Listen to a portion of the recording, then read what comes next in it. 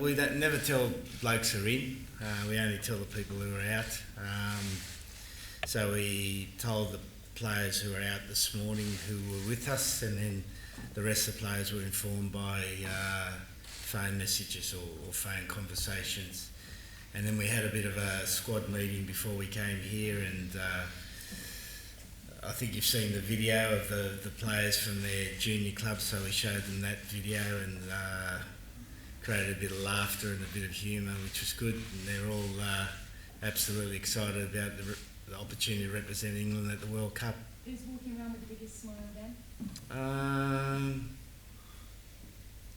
not sure actually. I think they're all pretty happy. Well, again, I'm not going to go into the reasons why he's not selected.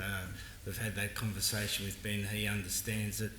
Whether he agrees with it, it's another matter. But we've had that discussion with him, and he's just not in our top 31 players at the moment. On form? Well, again, we don't go into reasons as to why we select and non-select. It's a fantastic group of lads, and it's a real privilege to be in this squad. And you know, it's massively exciting, especially after the way the boys played yesterday. And the squad being picked is only the start for us, so everybody's looking forward to what's ahead, and there's a few more games before we go, and a lot of work to do before we get in the play. At the minute, there's a lot of teams that can beat each other, and going into the World Cup, it's probably about who gets the big tournament rugby right, and who peaks at the right time, and you know, with tournaments like this, there could be a bit of luck along the way, there could be a bit of anything, but what we've got to make sure going into ours is that we're as best prepared as we can be, and with the amount of work that goes on behind the scenes here, I'm sure we will be.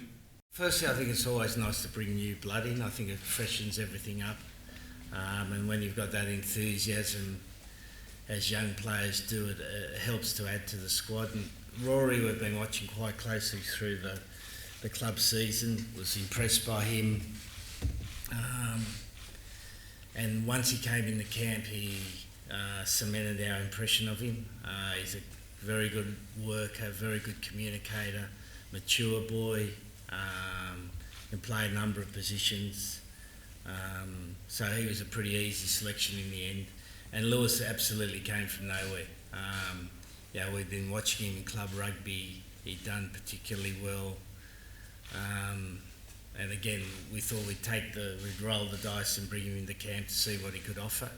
And every week he's just got a little bit better. And I think we saw yesterday a display that's only just the start of his career.